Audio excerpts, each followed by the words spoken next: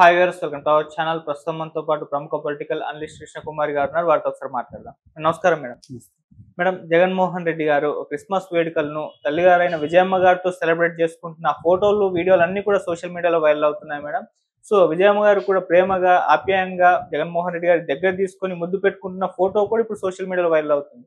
So మామూలుగా ఈ ఫోటోలు అన్ని కూడా అంటే ఫ్యామిలీ మొత్తం ఉంది అందులో. అయితే షర్మిల గారు ఎక్కడ అని కూడా నెటిజన్స్ కామెంట్ చేస్తున్నారు. అండ్ ఇంకోటి, వీళ్ళ మధ్య విభేదాలు ఏవైతే ఉన్నాయో సర్దుమణిగిపోయాయా? ఎందుకంటే అప్పుడే విజయమ్మ గారు మనం ఆస్తుల వివాదం అప్పుడు జగన్మోహన్ రెడ్డి గారికి అగెనిస్ట్ గా కూడా ఒక లెటర్ రాస్తారు. సో ఈ సమస్యపోయే సమస్యలన్నీ కూడా మాట్లాడుకుంటున్నారు. వీటిపైన మీ ఒపీనియన్? అసలు ఈ సంవత్సరందేనా ఆ ఫోటో, అంతకుముందు పాత రోజుల్లో ఫోటోనా అనేది కూడా ఆలోచించుకోవాలి. ఓకే, ఒకవేళ ఈ సంవత్సరందే ఆ ఫోటో అంటే కూడా ఒక పాసిబిలిటీ ఏంటి అంటే, ఎన్ని తగాదాలు పెట్టుకున్నా, ఎన్ని రకాలుగా అడిగినా, ఏం చేసినా జగన్మోహన్ రెడ్డి దారికి వచ్చేటట్టు లేడు. ఓకే, ఇక ఆఖరి అస్త్రం మళ్ళీ అంటే సామ భేద దాన దండోపాయాలన్నీ అయిపోయినాయి. ఇప్పుడు ఏమన్నా ప్రేమదండం ఈ క్రిస్మస్ సందర్భంగా ఆమె ప్రేమదండం పట్టుకుందా కొడుకుని దారికి తెచ్చుకోవటానికి? ఈ ప్లాన్ కూడా అంతా షర్మిలదేనా అనే ఒక ఆలోచన మనకు రాకుండా మాందు. ఇప్పుడు మనం అన్ని రకాలుగా ట్రై చేసాము, ఏ రకంగానూ అతన్ని వంచలేకపోయాము.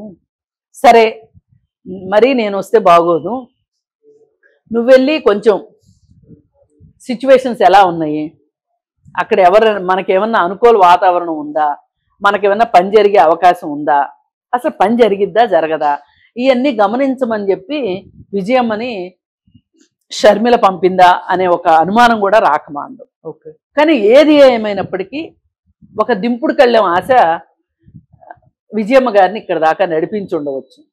కానీ ఎన్నో సందర్భాలు బేరీజు వేసుకున్న తర్వాత జగన్మోహన్ రెడ్డి మనసు మార్చటం, అది డబ్బుల విషయంలో, ఆస్తుల విషయంలో మనసు మార్చటం అనేది ఎవ్వరి వల్ల కాదు.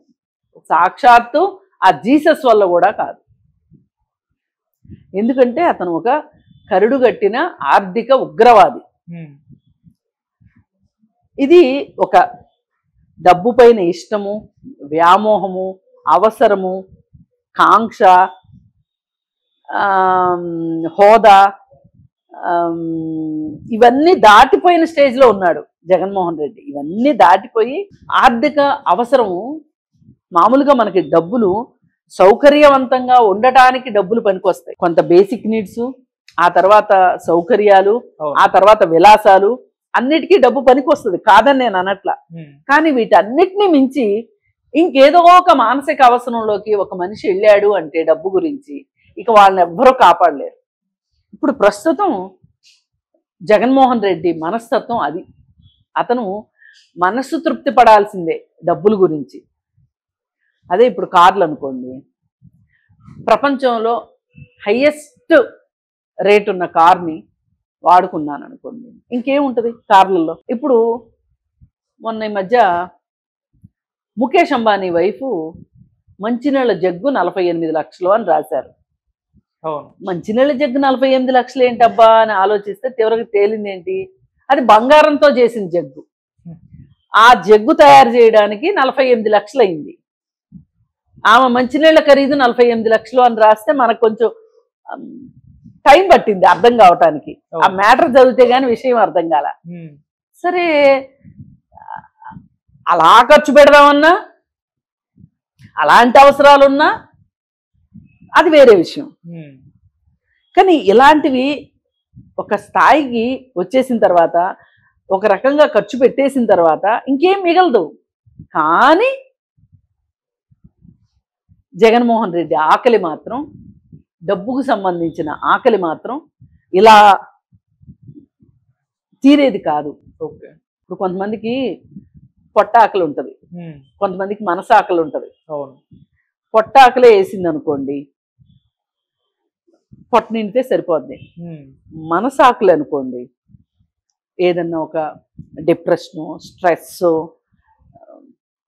అవన్నీ ఉన్నాయి అనుకోండి, ఆ ఒత్తిడి ఇట్లాంటివి అవి ఉన్నప్పుడు ఏంటి అంటే వాళ్ళకి మామూలుగా కంటే కూడా వేరేగా ఏదైనా చేస్తే తప్పితే వాళ్ళకి ఆ ఒత్తిడి తగ్గదు. ఆ ఒత్తిడి తగ్గించుకోవటం కోసం వాళ్ళు ఆ ఆ మనస్సు తృప్తి పడే వరకు తింటారు. తినేసి ఏం చేస్తారు? వాంతులు చేసుకుంటారు. మరి నువ్వు ఇమడదు కదా పొట్ట. మామూలుగా మన పొట్టలో ఎంత ఎంత పదార్థం ఇముడుతుందో అంత ఇముడుతుంది. అంతకంటే ఎక్సెస్ చేస్తే ఏమవుతుంది? వాంతులు. వాళ్ళు వాంతి చేసుకుంటానికన్నా ఇష్టపడతారు. కానీ ఇది నేను ఇంతకంటే తినలేను, ఇంతే తిన్నాను ఇంతకుముందు ఎప్పుడు ఇంతంత తినలేదు, ఇవాళ ఎందుకు ఇలా తింటున్నాను అని ఆలోచించే విచక్షణ జ్ఞానం ఆ క్షణానికి ఉండదు వాళ్ళకి. అది వాంతి రూపంలో బయటకు వస్తుంది. అలాగే డబ్బులు కూడా కొంతమంది బేసిక్ నీడ్స్ దగ్గర తృప్తి పడతారు, కొంతమంది కాస్త కంఫర్ట్స్ దగ్గర తృప్తి పడతారు, ఇంకొంతమంది లగ్జరీ దగ్గరికి వెళ్తారు. ఇవన్నీ అయిపోయాక ఇంకా డబ్బుతో ఏంటి అవసరం ఉంటుంది అని ఆగిపోయే వాళ్ళు ఉంటారు. కానీ కొంతమంది ఇలాంటి మనుషులు, జగన్మోహన్ రెడ్డి లాంటి మనుషులు ఇక్కడెక్కడ ఆగరు. వాళ్ళకి వాళ్ళ మనసు చెప్పేదాకా అంతే.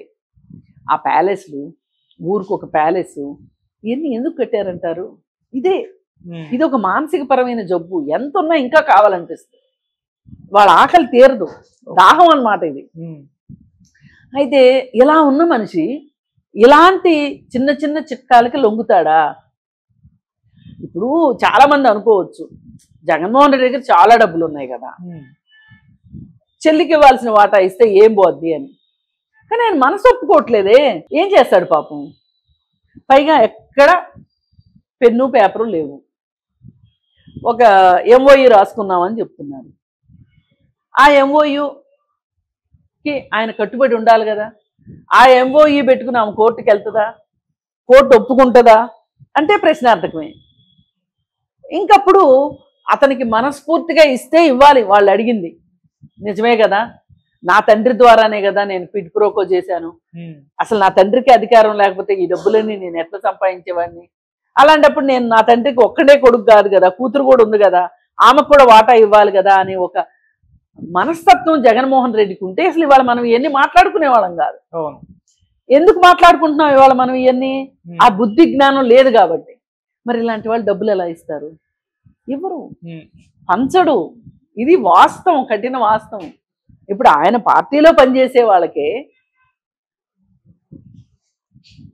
మామూలుగా అయితే వేరే వేరే పార్టీల్లో కాస్త ఆర్థికంగా ఇబ్బందులు ఉన్న అభ్యర్థికి డబ్బులు పంపిస్తారు పార్టీ. ఇప్పుడు కాంగ్రెస్ పార్టీ ఉందనుకోండి, వాళ్ళు సెంట్రల్ ఫండ్ నుంచి పంపిస్తారు. కానీ జగన్మోహన్ రెడ్డి ఏ రోజు టీఆర్ఎస్ పార్టీ ఇన్ని సంవత్సరాలు, టీఆర్ఎస్ పార్టీ అయినా అంతే, ఇప్పుడు టీడీపీ ఉంది, 14లో గెలిచింది, 19లో ఓడిపోయింది. అయినప్పటికీ కూడా మొన్న ఎలక్షన్స్లో కొంత ప్రజాబలం ఉంది అనుకున్న వాళ్ళకి ఆర్థిక బలం ఉన్నా లేకపోయినా సీట్ ఇచ్చారు. మరి వాళ్ళు ఎలా గెలిచారు? ఎలా ఖర్చులు పెట్టారు? ఇవాళ వైసీపీ వాళ్ళతో సమానంగా ఖర్చు పెట్టలేకపోవచ్చు, కానీ ఖర్చు అయితే పెట్టాల్సిందే కదా. ఎలా ఖర్చు పెట్టారంటారు? మరి కొంత పార్టీ ఇస్తుంది, కొంత లోకల్గా ఉన్న నాయకులు, డబ్బులు ఉన్న నాయకులు పెడతారు, ఇవన్నీ జరుగుతాయి. ఒక్క వైసీపీ పార్టీలోనే పార్టీ ఆఫీస్కి వెళ్తే కప్పు కాఫీ ఇవ్వరు. అది మనం చెప్పటం కాదు, మనం చెప్తే అబద్ధాలు చెప్పారు వీళ్ళు అంటారు.